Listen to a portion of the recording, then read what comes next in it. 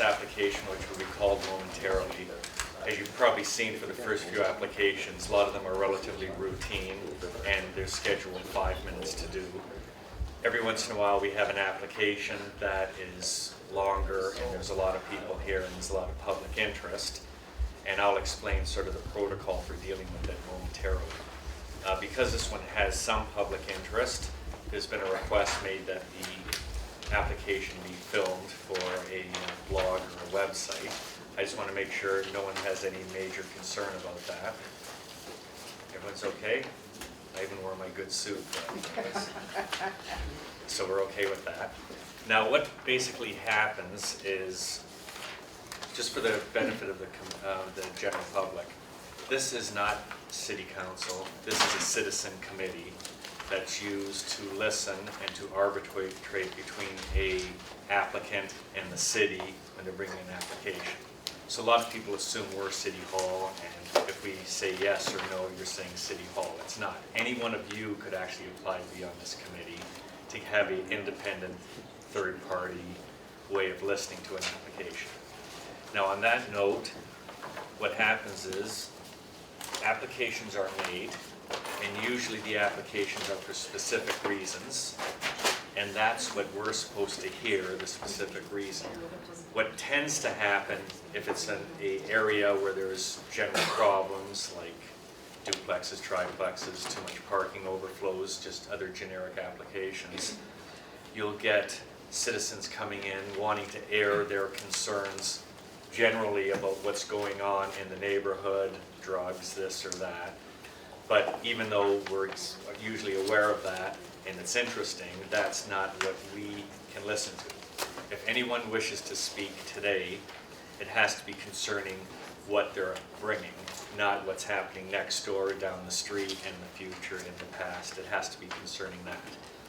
Furthermore, you will have an opportunity to speak. Anyone that's here does have an opportunity to speak, and if so, you have to give your name and address for the record, and we take notes. But just for your, so you're aware of, everyone on the committee has received a package with letters from, I'm assuming, a majority of the people that are here, which we have read prior to coming here. So we're pretty astute as to what the concerns are. So what I'm getting at is, you don't need to stand up and say your concern. The next person say the exact same thing, the next person say the exact same thing. That's actually more counterproductive than it is productive. You know what the concerns are, and if you can restrict your concerns if you wish to speak to the nature of the application.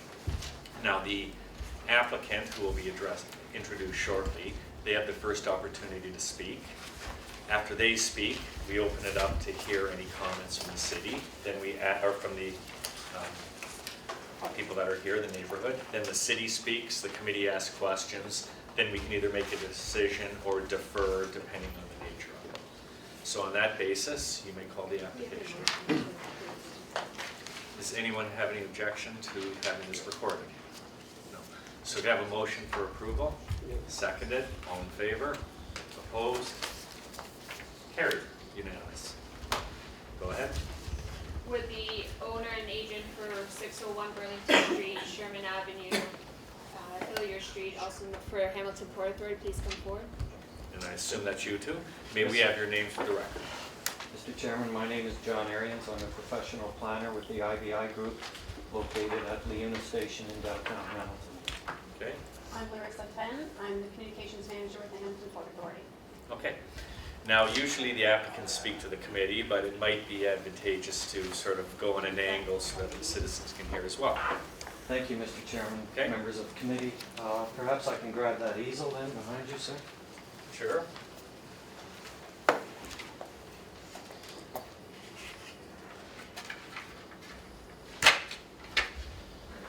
The Hamilton Port Authority, as you're all aware, is one of the larger property owners within the Hamilton Harbor area, both along the North Shore and the South Shore.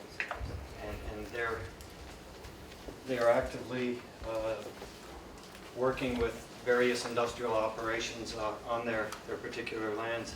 The property that we're dealing with today is a result of an assembly that has occurred over a number of years between former Wilcox Street and Hilliard Street is approximately 142 acres. Over the years, they acquired different parcels of land, and where those parcels were abutting, the title has merged. When the title merged, in fact, this being Sherman Avenue and another road allowance, the city of Hamilton, in fact, closed those road allowances, thereby consolidating the parcels even more so that everything is contiguous, everything is one property. What the Port Authority is simply seeking as a result of this application is the ability to recreate the individual parcels of land. We're not affecting the zoning, we're not affecting the land use, it's simply reestablishing those original lot lines. This is an air photo of the areas. Committee is familiar with the area of Burlington Street, former Sherman Avenue in this location, Wilcox. Wilcox was also closed, it's owned by US Steel. The harbor is up in this area here. These are the parcels of land. They're all developed for heavy industrial uses. They will continue to be developed for heavy industrial uses. From a zoning perspective, this is the K district in Hamilton's comprehensive bylaw.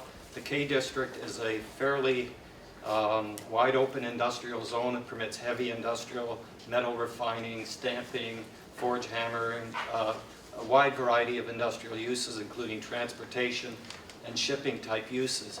We are not adjusting the permitted uses in any way, shape, or form. We're simply creating lots. The K district also does not have a minimum lot frontage. It does not have a minimum lot area.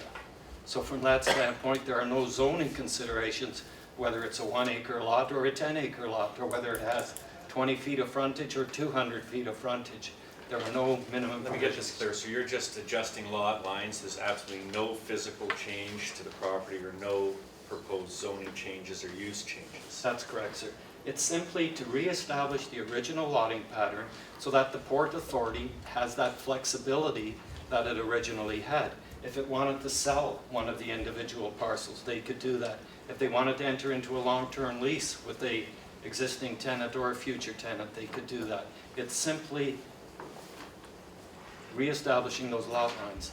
The permitted uses, whether or not a tenant can come in here and build an auto plant or a steel plant or any other, that's fixed by the zoning bylaw. There's no adjustments being asked to the zoning whatsoever.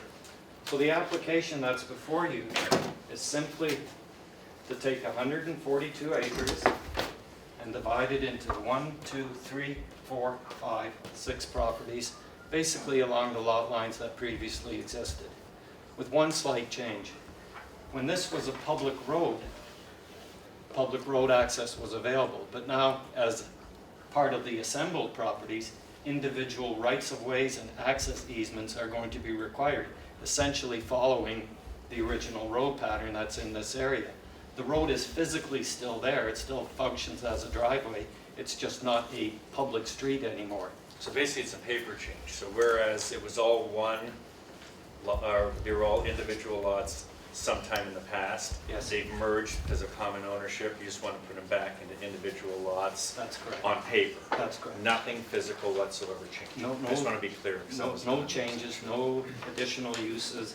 It's, you know, the K district, whatever it permits, it will continue to permit it. The one other change we've made, and you'll see in the staff comments, there was a concern expressed about this parcel in here, the most northerly part, because it would have been landlocked. As I indicated, the K district does not even require frontage, but the official plan requires frontage. So what we've done, rather than landlocking this parcel, we've amended the application by extending property so that this parcel now has frontage on a public street, being Burlington Street. So from that standpoint, we've created a flagpole and created a flag lot. Is there anything on that property right now? There's an industrial building here, there's a couple railroad tracks, and there's some outdoor storage from this use here. So it's you know, it's simply meant to satisfy the zoning or the official plan requirement that each lot has road frontage. So that really is the only change over the original lotting pattern that existed for many, many years. We've reviewed the comments from staff, the conditions of approval. Normally I'm arguing, you know, with you about the conditions of approval. These are acceptable.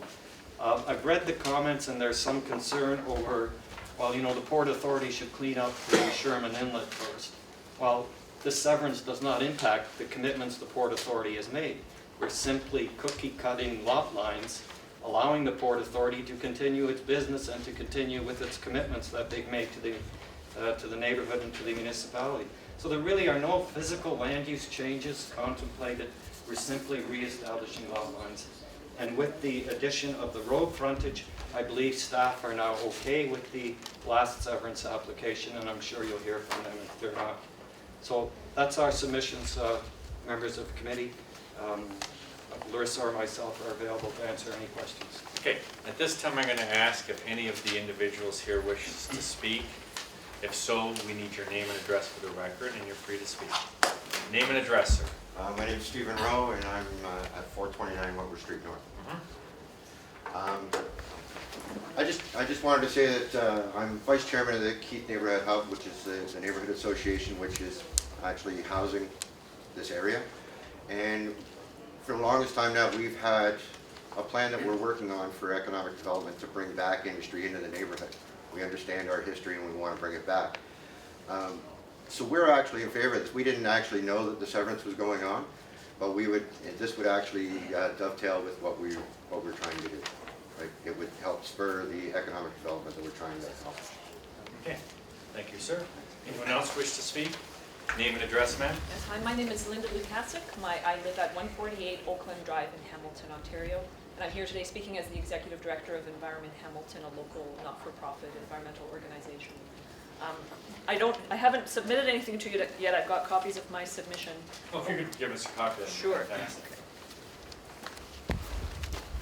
Sorry, I've got too many. Perhaps you can just Papers here. summarize it while we're doing that. Sure. So we did have concerns about the proposed severance of the parcel right here. And we've raised those concerns within the context of the fate of the Sherman Inlet. Because to us, that step of securing the ability to sever that parcel of land, we want more certainty, I guess, in terms of what the future plans are for that property. And you'll see in my submission, we've linked concerns right to the fact that even the City of Hamilton itself in its recreational master plan has identified this piece of property as what they hope to be the future location of what's described as the Sherman Inlet Loop. Again, we just want to highlight that concern, and we're seeking clarity on what the implications are, if any, of a severance of that particular parcel. The other pieces are being retained, and that one is the only one out of all of them where the right to sever is being secured. So we're looking for clarification. We didn't find the information that we needed in anything that was submitted to assure us that there are plans moving forward to deal with the Sherman Inlet, and that there still is that possibility there to fulfill the city's vision of the Sherman Inlet Loop in a part of the city where there's a really great need for recreational. Okay, so Ms. Recreational Lukasik, opportunities. I understand where you're coming.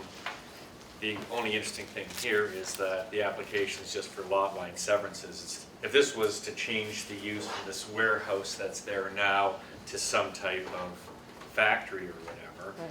then we would expect more of that type of concern here.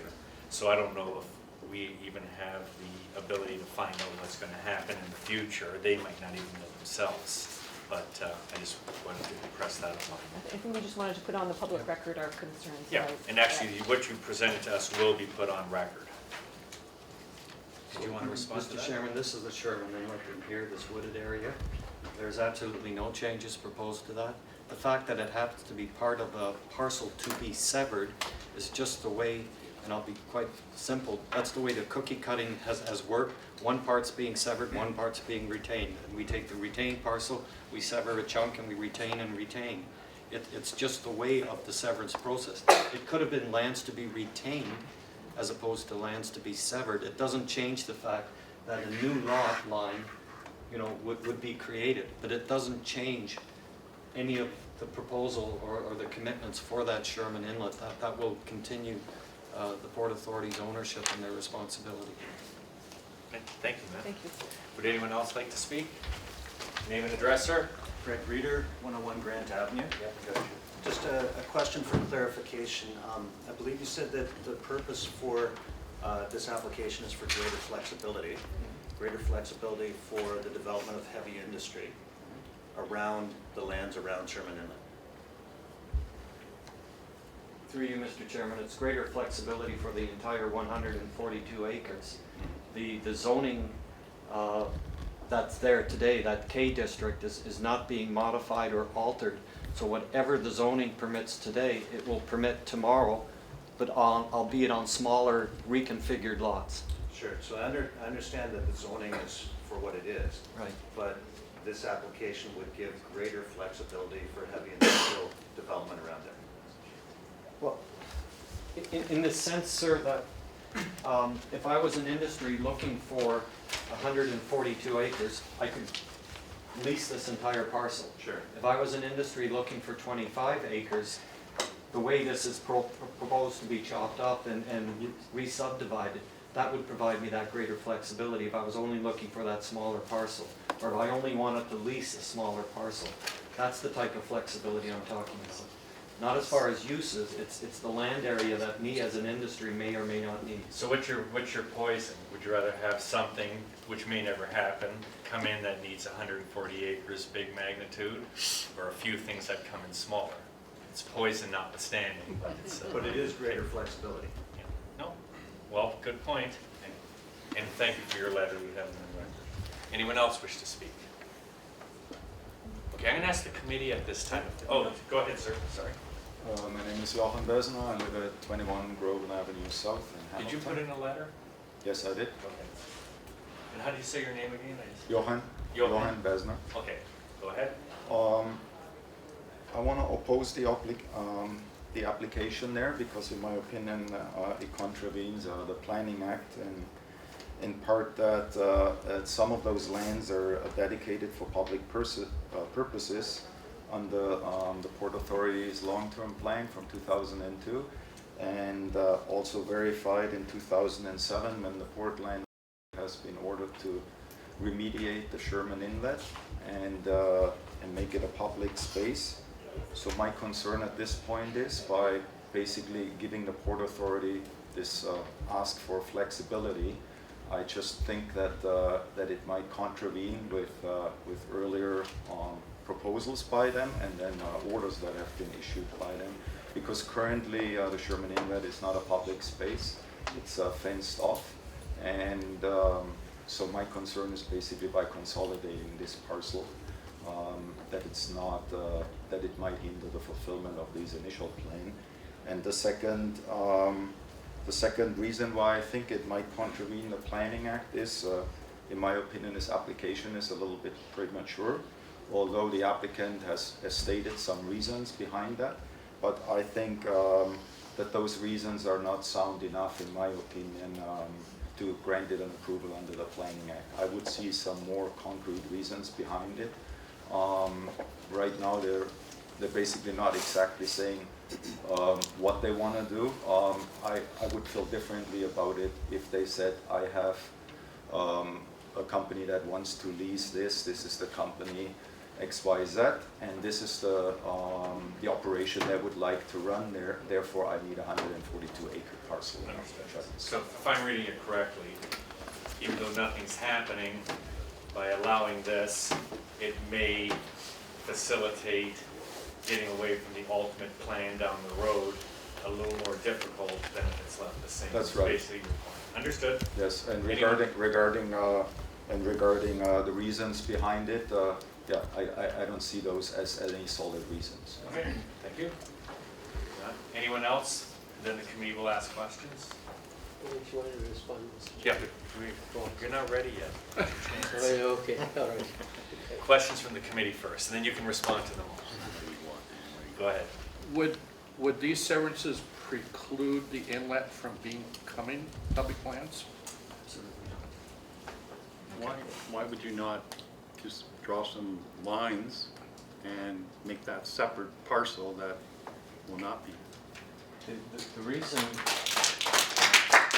reason quite plainly, Mr. Drury, is that there's commitments that have to be made for the remediation of that inlet. So before it can be dedicated to the city, and when we do dedicate it, no consent is necessary because we can just transfer land to the city. it'll be cleaned up. So until such time as the remediation occurs, it makes sense to keep it as an existing parcel. So you're saying that it might be done at some point? It will be done, and Marissa will speak to that in a moment. Wouldn't this be the time? since Your we're- turn. You've been waiting patiently. Sure, I would just like to elaborate on that point, that the creation of the lot separations would in no way interfere with the preservation of the natural area around Sherman Inlet or the commitments that have been made to reverse the infill.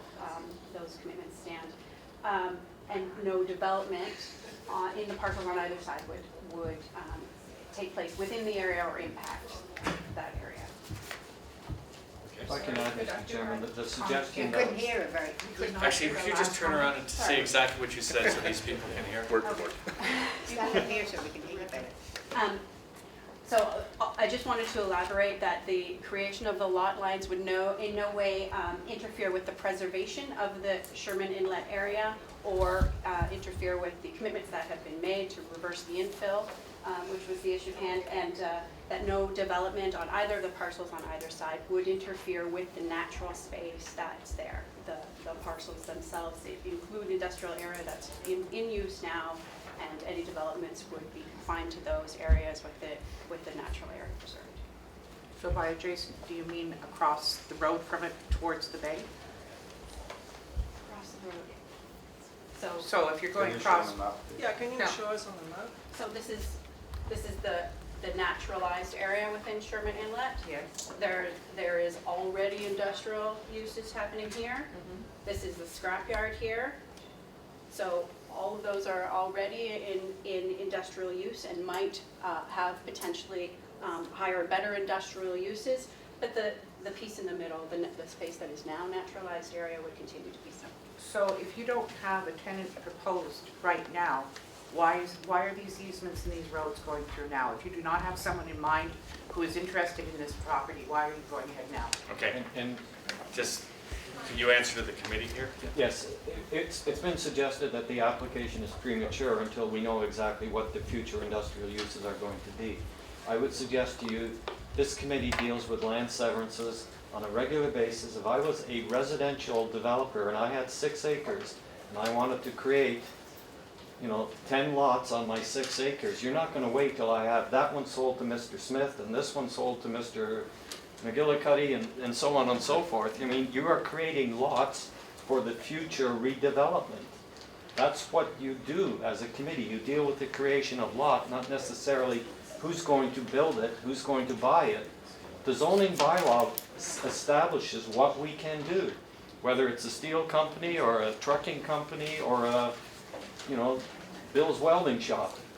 And we don't know if Bill's going to buy this property today or tomorrow. We're just creating that opportunity. Okay, go ahead. So I support this only because of the fact that really all we're doing is restoring previous lot lines with one exception to ensure that the northerly portion isn't landlocked. My one concern though is that in all the letters we've received, and this really has nothing to do with our decision here, but in all the letters we've received, people are asking, what's the Port Authority doing with this land, with this inlet, that 7-8 years ago there was a commitment made to clean up? And so perhaps, to sort of resolve that breakdown in communication, we can endeavor to answer that question to the many people who asked that question in their submissions. Go ahead. And I think beyond what I've already said on that, we might put a little bit more detail around it that was not the part of our submission today, but that since it is of great interest to the community, might be something that we can put a little bit more detail around to offer some comfort. Ian? A question to staff regarding the zoning of the property. Most of it is K, which we've heard about, but a portion of it is F2. What is the F2 zone? Through the chair, it's essentially like a natural area zone that protects the Sherman Inlet. There's also an F2A to the north of it, right along the harbor. The top left portion of the aerial photography picture here that Mr. Variances provided. So essentially it's a zoning that we've provided within the old bylaw, which essentially protects and limits any type of development within that vicinity. So for the benefit of everybody, what I'm looking at is this map of the property. that shows the K districts all around, but then there, in the Sherman Inlet, there's this F2. And as we just heard from staff, that is actually a conservation zone where development is prohibited. There's also, since it is a water course, there are conservation legislation that will prevent setbacks and so on, and uses for that. But I'm just wondering why at this point, since we are moving lot lines around, why is there not an opportunity to create an actual conservation easement? Just as we're creating easements for rights of way for access, is now not a good time to put an easement in there for conservation? Just a question of staff on that. If it was dedicated to the city as an easement, then the city would be responsible for remediation? The chair, that is correct. Maybe not so There's a good answer. So, I'm sorry. Go ahead. I think I may have missed the answer, or maybe you didn't get it. When is the intention? So 2007, it's coming up to 2015. And I know that 3 letters here, at least, people are asking when, and when. So perhaps you know when the cleanup's going to be? Because it's a good point. If the city gets the land, then we're responsible for cleanup, which we don't want. But there's an outstanding commitment. So what's the timeline? What I can tell you about that is that our remediation resources are focused on the Randall Reef project at this time. Once that effort is complete, then we can turn our attention. Can we get an answer to the email? Okay, Victor, excuse me. A statement has been made that is contrary to the Planning Act. I wanted to ask staff whether it is contrary to the Planning Act. Through the What you're chairman, doing here the today. Planning Act sets out guidelines on how the committee operates its powers and how we process applications. It is my professional opinion that this application is in total compliance with the Planning Act requirements. There has been no processing missteps or anything with this. They have applied appropriately. They've provided the required information, and the application has been processed as in accordance to the Planning Act. Mr. Chairman, I would agree with that statement, although I'm now retired and past member. But I want to say that it really doesn't change anything. The inlet will be done according to plans, but that is not affected by the severance lines, right? It still remains the same area in one block. So I have no problems with it, Mr. Chairman. So you're making a motion? I'll make a motion to move Is there a seconder? All in favor? Opposed? Okay, the application's been approved, although all your information is on the record, and you'll be sent a notice of decision. Chairman, that's as amended, I assume? Yes, I said as amended. amended. Thank you so As much. amended. Okay, thank you all for your help on this.